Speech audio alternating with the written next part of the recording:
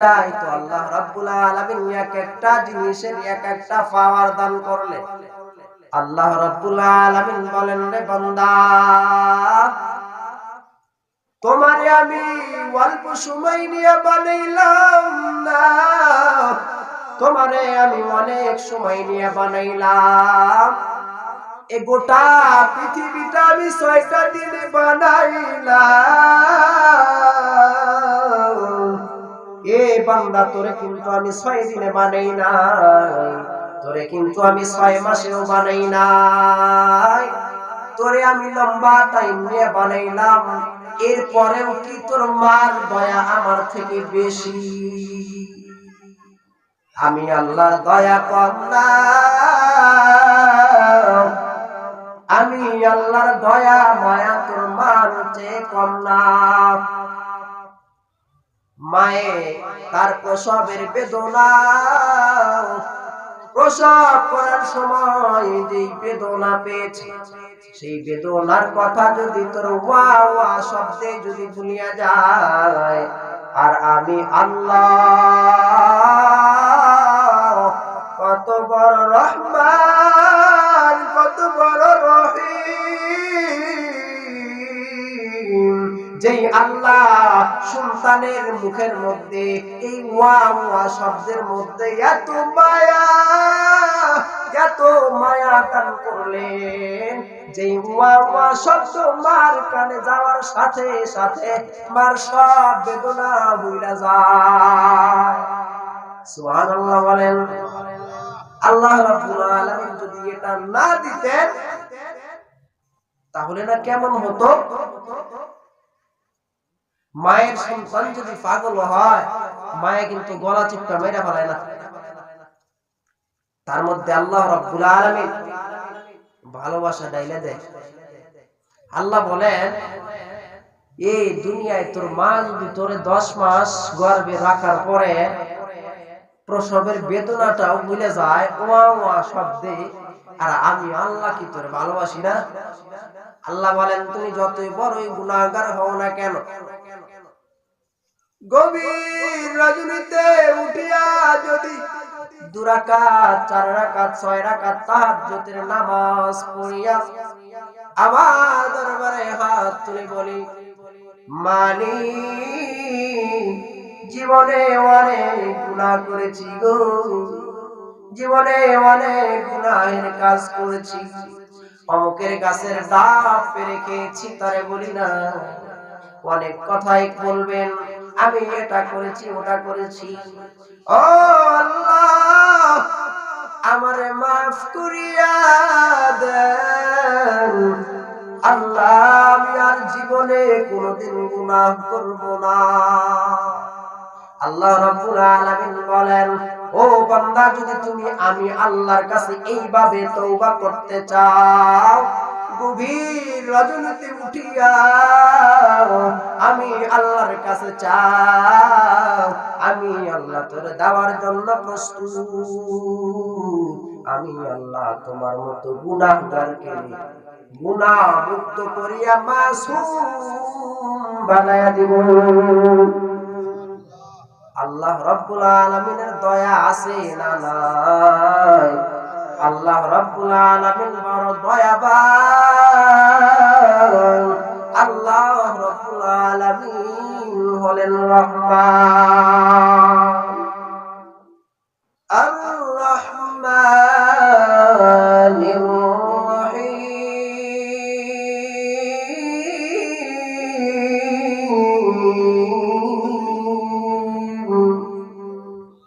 আল্লাহ বলেন, আল্লাহ রাব্বুল আলামিন হলেন রহমান রহিম। সূরা ফাতিহার মধ্যে আল্লাহ রাব্বুল আলামিন বলেন, আমি হলাম রহমান, আমি হলাম রহিম। এই রহমান রহিমের উসিলায় এই ছোট্ট সন্তানকে যদি মাদ্রাসায় ভর্তি করায় দেওয়া হয়, আর তার বাবা যদি দুনিয়া থেকে চলে গেছে কবরে, এই সন্তানের বিসমিল্লাহির রহমানির রহিম এই রহমান আর রহিম নামের বদৌলতে আল্লাহ রাব্বুল আলামিন তার কবরের আযাব মাফ করে দেয়। মসজিদের মধ্যে বসা আছে অনেকে, আমরা যখন নামাজ পড়ি নামাজ শেষে কিছু বয়োজ্যেষ্ঠ মানুষ বসে থাকেনি, তার সাথে হঠাৎ করে দেখা গেল একটা ছোট্ট বাচ্চা বসে আছে, যায় না সহজে। অনেকক্ষণ পরে তালাশ করে দেখা যায় বাচ্চাটা হাত তুলে আল্লাহর দরবারে দোয়া করতেছে,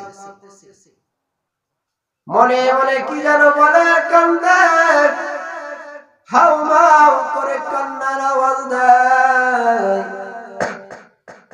কান্না করতে করতে এক পর্যায়ে অনেকক্ষণ কান্নার পরে মোনাজাত শেষ করার পরে বয়োজ্যেষ্ঠ মুরব্বীরা জিজ্ঞাসা করলেন, ওরে সন্তান, তুমি তো ছোট্ট মানুষ, তুমি তো কিছু বুঝো না, কেন মসজিদে এসে কান্না করো?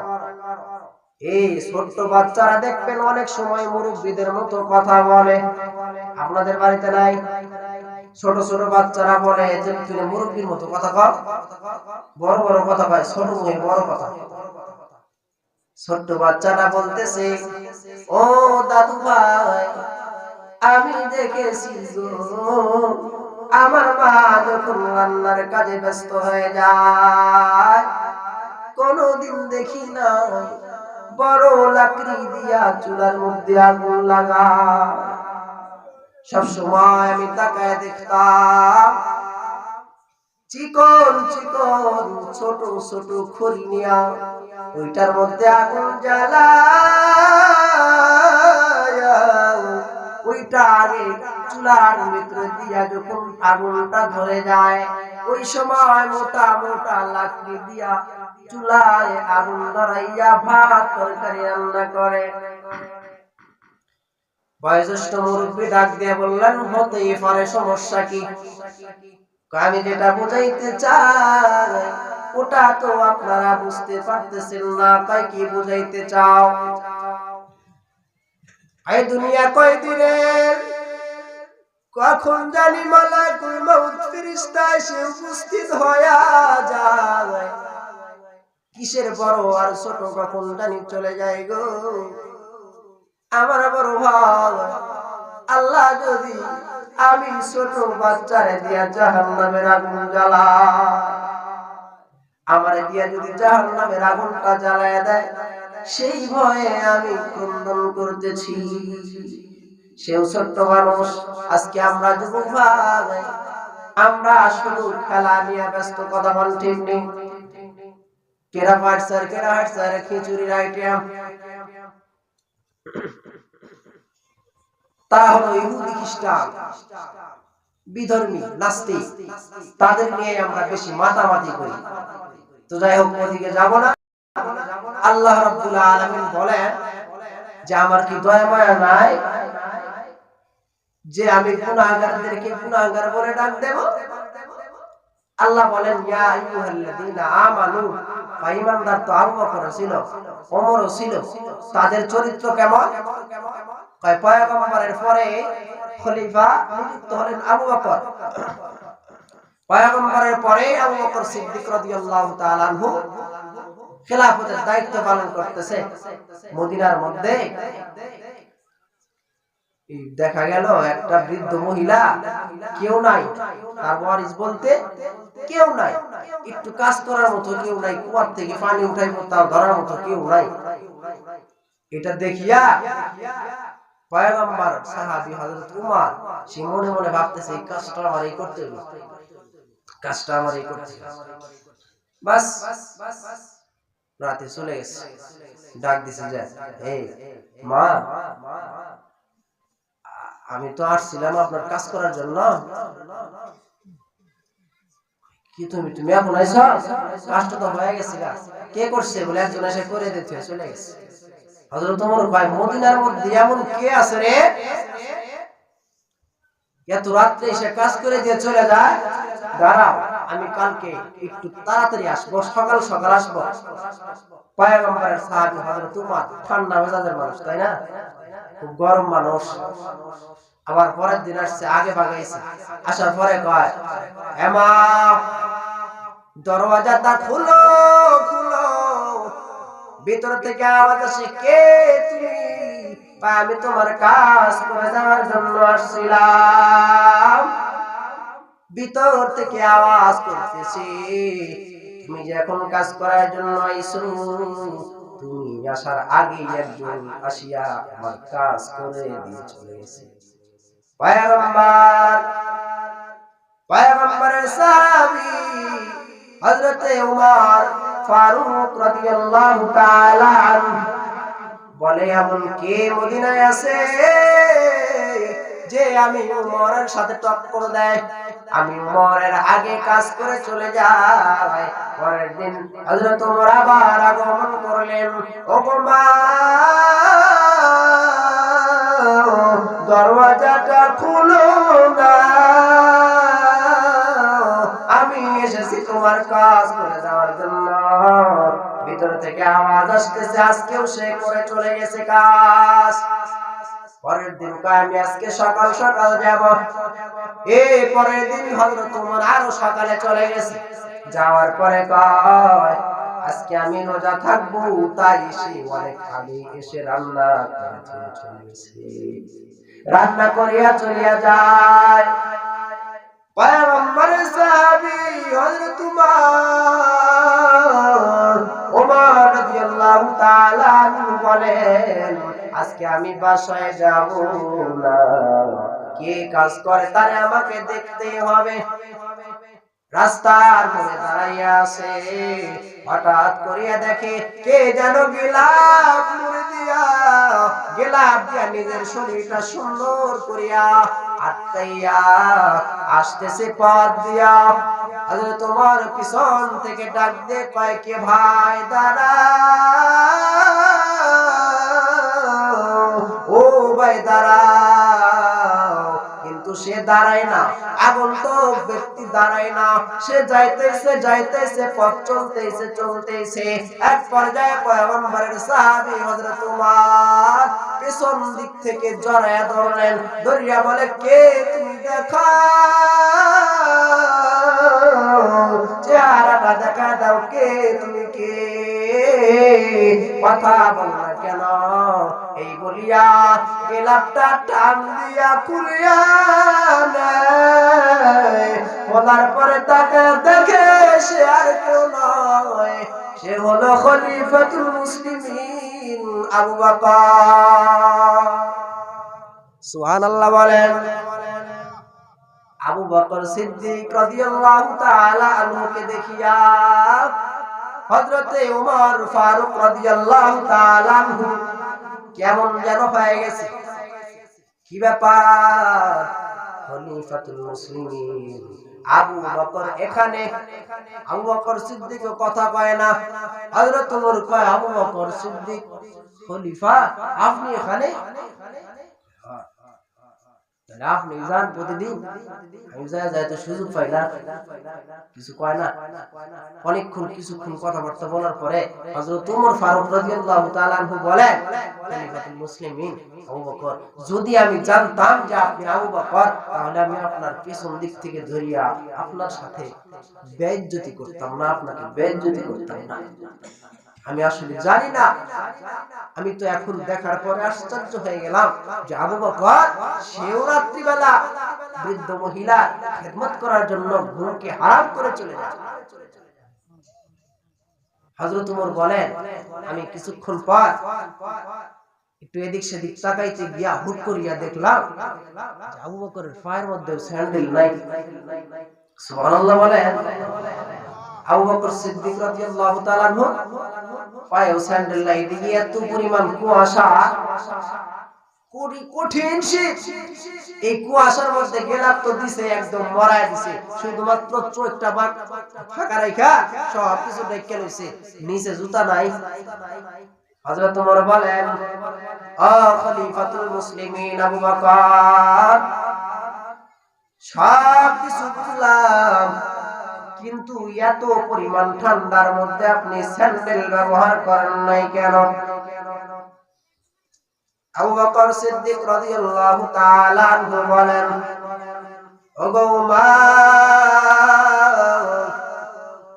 তুমি কি দেখো না এই বস্তির মধ্যে দিয়ে আসতে হয় এদিকে বাড়ি ওদিকে বাড়ি, এ আমার স্যান্ডেলের আওয়াজে যদি আল্লাহর কোন বান্দা বান্দির ঘুমটা ভাঙিয়া যায়, আমি আবু বকরকে যদি আল্লাহ বলে, রে আবু বকর, তোমার স্যান্ডেলে তোমার জুতার আওয়াজে কেন অমুকের ঘুমটা ভেঙে গেল, আরামের ঘুমটা ভাঙ্গিয়া যাওয়ার ভয়, সেই আরামের ঘুমটা যেন তাদের না ভাঙে, সেই জন্য আমি আবু বকর জুতা ছাড়া এই ঠান্ডার মধ্যে এসেছি।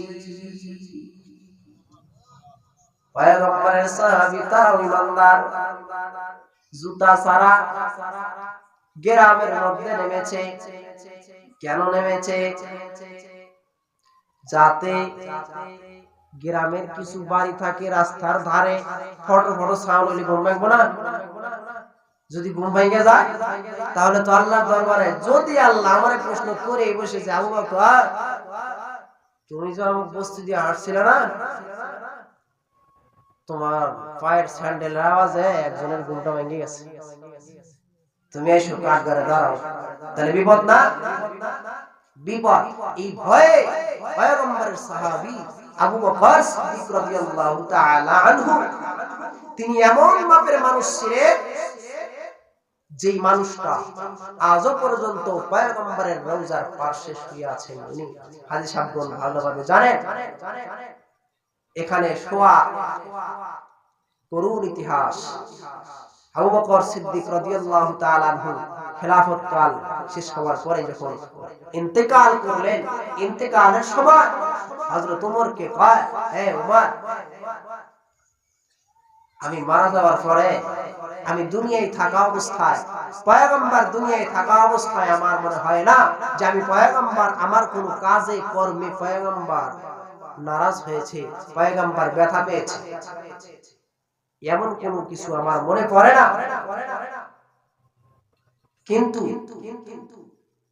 পয়গম্বর দুনিয়া থেকে ইন্তিকালের পরে আমি 2 বছর খেলাফত পালন করেছি, জানি না এই 2 বছর আমার খেলাফত পালন করাটা পয়গম্বরের মতই হয়েছে নাকি পয়গম্বরের সাথে বেয়াদবিমূলক হয়ে গেল। আমি মারা যাওয়ার